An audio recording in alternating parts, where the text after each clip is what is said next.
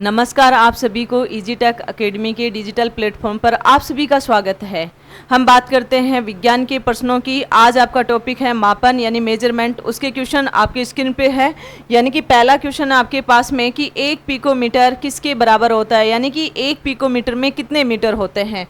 तो हम बोर्ड की बात करें, 1 पिकोमीटर बराबर में कितना होता है, 10⁻⁻12 मीटर। तो इसके अकॉर्डिंग इसका आंसर हो गया आपके पास में सी ऑप्शन इसका हो गया। लेकिन हम आगे और भी कंसेप्ट हमें आना चाहिए, आपको पता होना चाहिए 1 मिलीमीटर बराबर में कितना होता है, 10⁻³ मीटर। अगर आपको बोले कि 1 माइक्रोमीटर बराबर में कितना होता है तो 10⁻6 मीटर होता है। 1 नैनोमीटर बराबर में कितना होता है तो 10⁻⁹ मीटर होता है। अगर आपसे बोले कि 1 पिकोमीटर बराबर में कितना होगा तो आपके पास में होगा 10⁻12 मीटर होगा।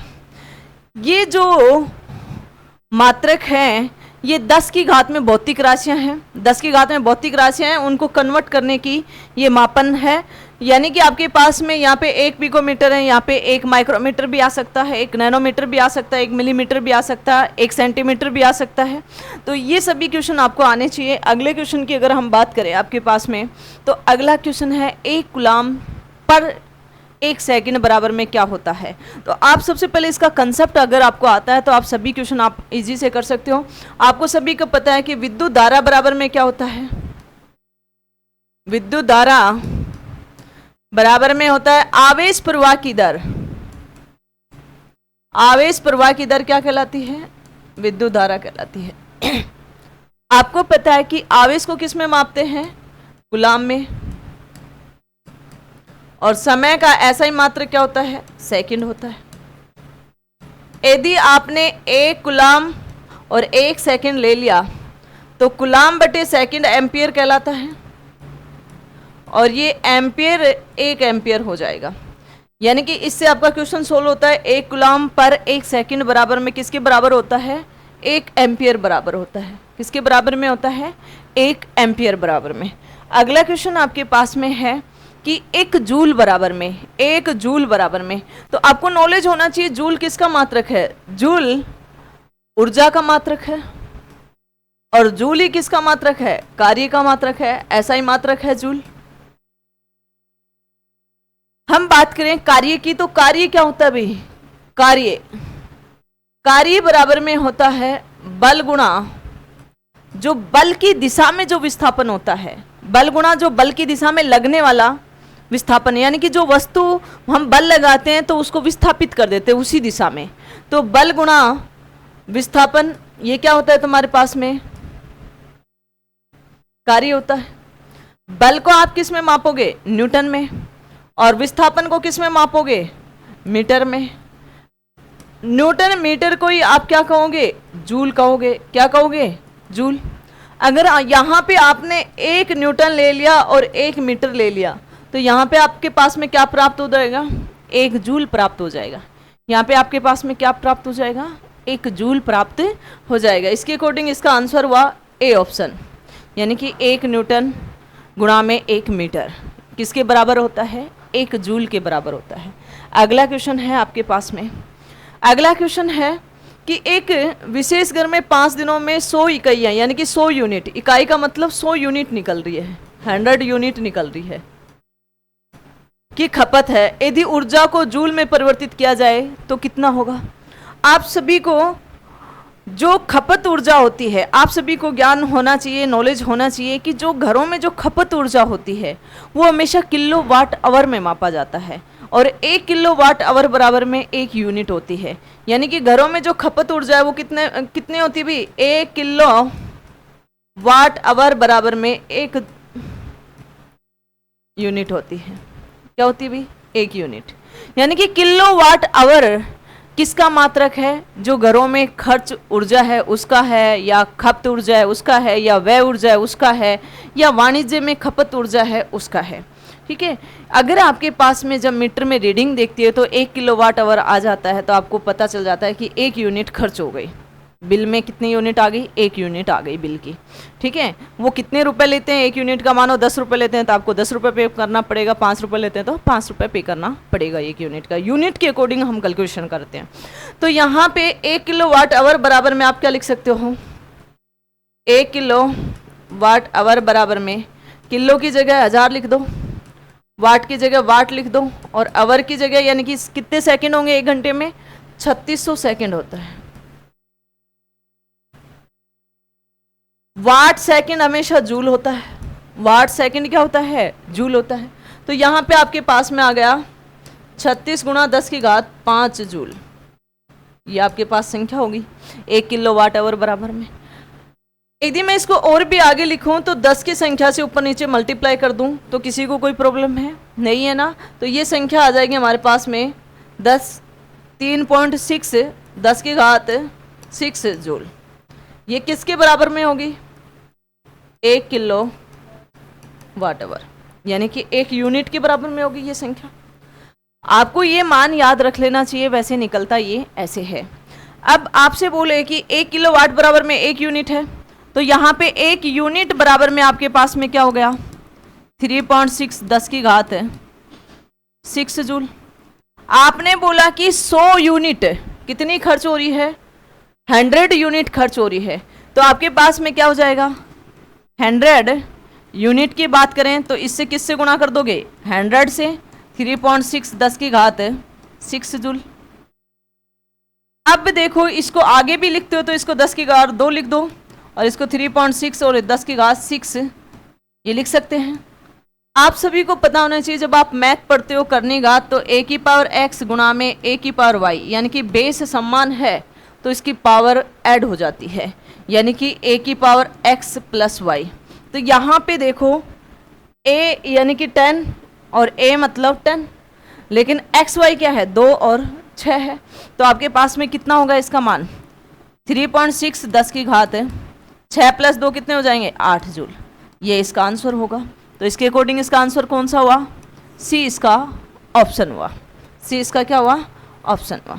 अगले क्वेश्चन की अगर हम बात करें तो अगला क्वेश्चन है एक वायुमंडलीय दाब यानी कि एक एटमॉस्फेयर बराबर में कितना होता है।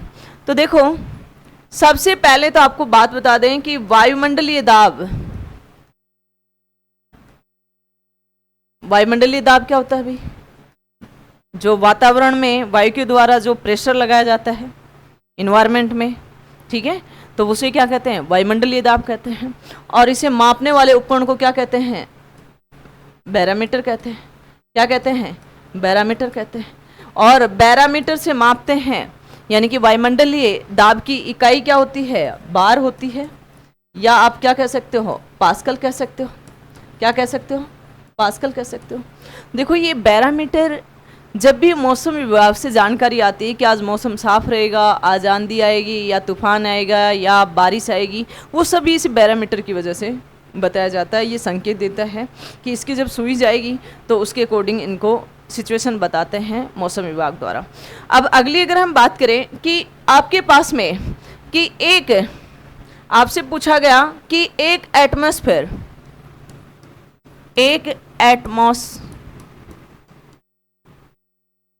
फेयर बराबर में कितना होता है भाई, 101 325 पास्कल होता है।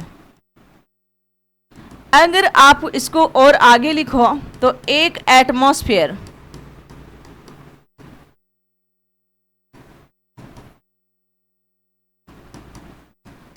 किलो पास्कल कर दो। अगर आपको और भी लिखो इसको तो एक एटमॉस्फेयर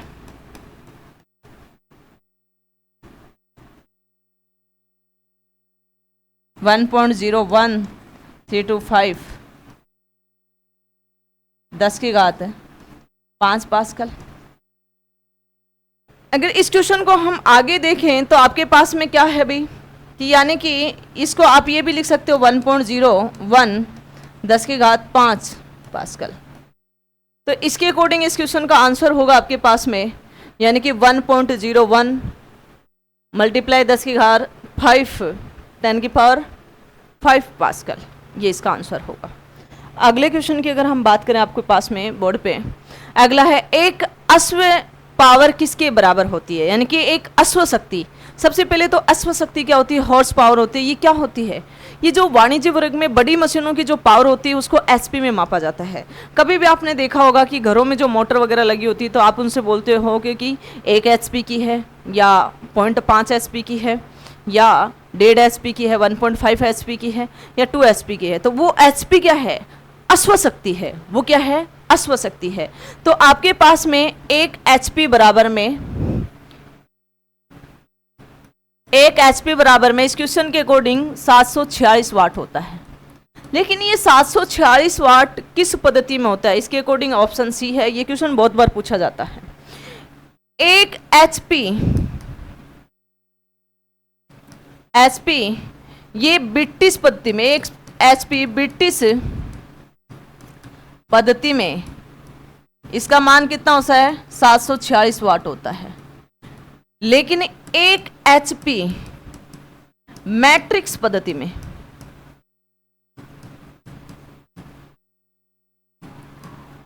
735.5 वाट होता है। ये क्वेश्चन बहुत बार आता है, बहुत बार ये क्वेश्चन आपसे पूछा गया है। अगली अगर मैं बात करूं इससे आगे की, तो देखो अगला क्वेश्चन आपके पास में बोर्ड पे है, एक डायोप्टर किसके बराबर में होता है। यानी कि एक डायोप्टर, ये प्रकाश वाले चैप्टर की बात है, एक डायोप्टर बराबर में एक फोकल लेंथ होता है और एक फोकल लेंथ बराबर में 1 मीटर इनवर्स होता है। यानी कि इससे सिद्ध होता है कि एक डायोप्टर बराबर में कितना होगा, डायोप्टर बराबर में होगा 1 मीटर इनवर्स होगा। तो कौन सा ऑप्शन होगा इसमें, बी इसका आंसर होगा। अगले क्वेश्चन की अगर हम बात करें तो देखो आपके पास में बोर्ड पे, प्रदीप्ति को किस से मापा जाता है, प्रदीप्ति को निम्नलिखित में से किसके द्वारा मापा जाता है। तो प्रदीप्ति को किससे मापोगे, लैक्स से मापोगे। प्रदीप्ति को किससे मापोगे भाई, लैक्स से मापोगे। प्रदीप्ति को आप किससे मापोगे भाई, लैक्स मीटर से। किससे मापोगे, लैक्स मीटर से, यानी किसी से, ठीक है। पीएच मीटर से अम्ल और क्षार मापा जाता है। स्पेक्ट्रोमीटर से आपके पास में क्या मापा जाता है भाई, स्पेक्ट्रोमीटर से या स्क्रोपोमीटर से ये उच्च गतिमान की तीव्रताएं होती है उनको मापा जाता है, ठीक है। यानी कि ये मीटर से रिलेटेड है उपकरण, यानी कि मापन यंत्र। ये नेक्स्ट क्लास में बताएंगे इन सभी का रीजन भी। अगली अगर हम बात करें 1 किलोवाट आवर बराबर में क्या होता है, ये आपको 1 किलोवाट आवर, सबसे पहले तो आपको पता होना चाहिए जो घरों में खपत ऊर्जा होती है वो किलोवाट आवर में मापी जाती है और 1 किलोवाट आवर बराबर में होता है 1 यूनिट होती है, 1 यूनिट आती वो आती है। और 1 किलोवाट आवर बराबर में ही क्या होता है, बीओटी होती है, बोर्ड ऑफ ट्रेड यूनिट होती है, ठीक है। अगली अगर मैं बात करूं इससे, तो 1 किलोवाट आवर बराबर में कितना होगा, देखो किलो का मतलब 1000, वाट का वाट, और आवर का मतलब 1 आवर में कितने सेकंड होते हैं, 3600 सेकंड होते हैं।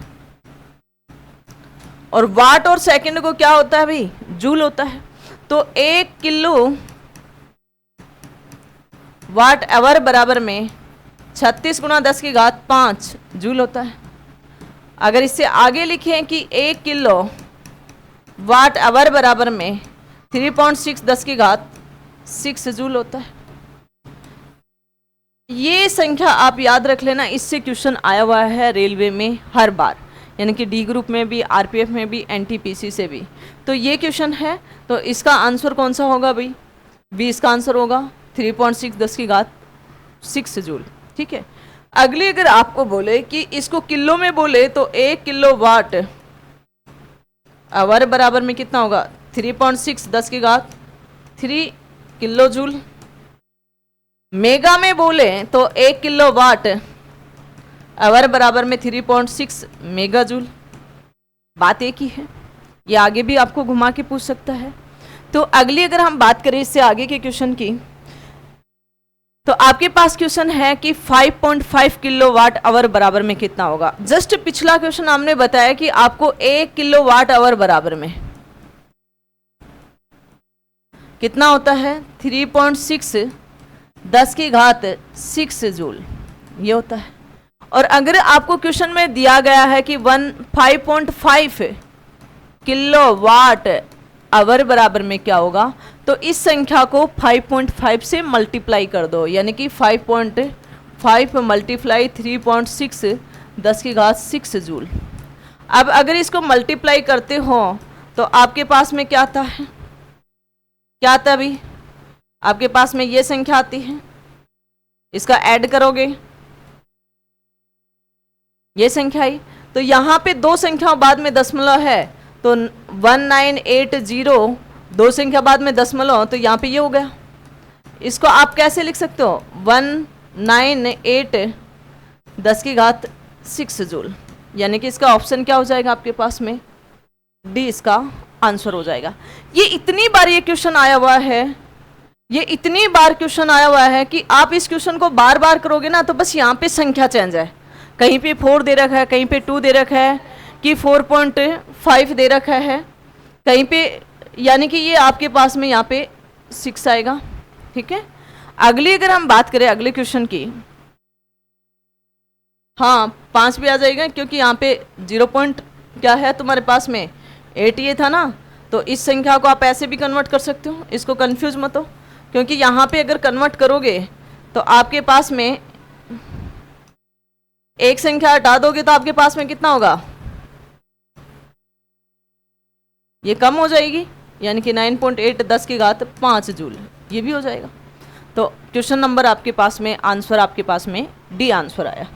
अगले क्वेश्चन की अगर हम बात करें तो देखो अगला क्वेश्चन 4.2 किलो वाट आवर, आपको ये पता है कि 1 किलो वाट आवर बराबर में कितना है 3.6 10 की घात 6 जूल, तो 4.2 किलो वाट आवर बराबर में क्या होगा, यानी कि 4.2 को इस संख्या से गुणा कर दो, 4.2 3.6 10 की घात 6 जूल। अब आप इसको गुणा करोगे तो आपके पास में कितना आ जाएगा, 3.6 4.2, यानी कि गुणा किया तो कितना है आपके पास में, ये आपके पास में मल्टीप्लाई हो जाएगा, 6 चौके 24, 4 2 कैरी 12 और यानी कि 14, कितना हो जाएगा आपके पास में, कितना हो जाएगा भाई, यहाँ पे 2 हो जाएगा, यहाँ पे कितना आ जाएगा 1 आ जाएगा, यहाँ पे 4 आ जाएगा, 5 आ जाएगा और यहाँ पे 1 आ जाएगा, यानी कि आपके पास में कितना आया 10 की घात 6, दो संख्याओं बाद में दशमलव लगा दोगे, ये जूल हो गया। तो यहाँ पे कौन सा ऑप्शन आएगा आपके पास में, बी ऑप्शन आएगा। कौन सा ऑप्शन आ जाएगा, बी ऑप्शन आ जाएगा। इससे आगे के क्वेश्चन की बात करें हम तो प्रकाश वर्ष से किसे मापा जाता है। देखो प्रकाश वर्ष हमेशा दूरी का मात्रक होता है, एक वर्ष में जो प्रकाश वर्ष होता है वो कितनी दूरी तय किया वो उसका क्या कहलाता है, प्रकाश वर्ष कहलाता है। यानी कि प्रकाश वर्ष दूरी का मात्रक है भाई, प्रकाश वर्ष किसका है, दूरी का मात्रक है। और सबसे बड़ा मात्रक पारसेक है, जो खगोलीय दूरियों को मापा जाता है। तो प्रकाश वर्ष किसका मात्रक होगा, दूरी का मात्रक होगा। किसका मात्रक होगा, दूरी का मात्रक होगा। अगली अगर हम बात करें क्वेश्चन की कि 2 किलो वाट आवर बराबर में कितना होता है, आपको पता है कि 1 किलो वाट आवर बराबर में कितना होता है 3.6 10 की घात 6 जूल। तो 2 किलो वाट आवर बराबर में, यानी कि इसको 2 से मल्टीप्लाई कर दोगे 3.6 10 की घात 6 जूल, यानी कि 36 को 2 से गुणा करोगे तो 7.2 10 की घात 6 जूल। यही इसका आंसर होगा। कौन सा ऑप्शन हो जाएगा, बी इसका राइट आंसर हो जाएगा। अगले क्वेश्चन की अगर हम बात करें तो देखो अगला क्वेश्चन है 1 नैनोमीटर। ये मैंने पहले के क्वेश्चन में आपको समझा चुके हैं, यानी कि 1 नैनोमीटर होता है आपके पास 10 की घात -9 मीटर। लेकिन इसने ऑप्शन में ऐसे नहीं दे रखा, तो आप इस क्वेश्चन को क्या लिख सकते हो, 10 की घात 9 मीटर। क्यों, क्योंकि अगर आपने कभी भी करनी घात मैथ पढ़ा हो तो a की पावर x बराबर में a की, इसको लिखोगे तो -x हो जाता है। तो ये सेम चीज़ है, यानी कि इसको आप ऐसे भी लिख सकते हो 10 की घात 9 मीटर। तो इसका ऑप्शन क्या रहेगा, बी इसका राइट आंसर रहेगा। बी इसका क्या रहेगा, राइट आंसर रहेगा। इससे अगला क्वेश्चन है आपके पास में कि 1 मीटर किसके बराबर में है। आपको पता है कि 1 माइक्रो मीटर बराबर में 10⁻⁻6 मीटर है। और 1 मीटर की बात करें तो यहाँ पे ये भाग में चला जाएगा, 10⁻⁻6 माइक्रोमीटर, माइक्रो में आ जाएगा। अगली अगर आपको बात करें, ये ऊपर जाएगा तो क्या हो जाएगा, 10⁻6 माइक्रो, यानी कि इसका आंसर आ जाएगा 10⁻6 माइक्रो, 10⁻6 माइक्रो, यानी कि ऑप्शन बी इसका राइट आंसर आएगा। अगली अगर हम बात करें अगले क्वेश्चन की, तो आपके पास में है 746 वाट को क्या कहा जाता है, अश्व शक्ति कहा जाता है, किसके बराबर है या क्या कहा जाता है। एक अश्व शक्ति बराबर में 746 वाट होता है, तो इसको क्या कहा जाता है, एक अश्व शक्ति, हॉर्स पावर कहा जाता है। किसके बराबर में है, 746 वाट के बराबर में, एचपी यानी कि हॉर्स पावर। इसी के साथ जय हिंद, जय भारत। ये क्वेश्चन सीरीज लगातार चलती रहेगी और आप सभी से रिक्वेस्ट है कि चैनल को ज़्यादा से ज़्यादा लाइक और सब्सक्राइब करें और शेयर करें। जय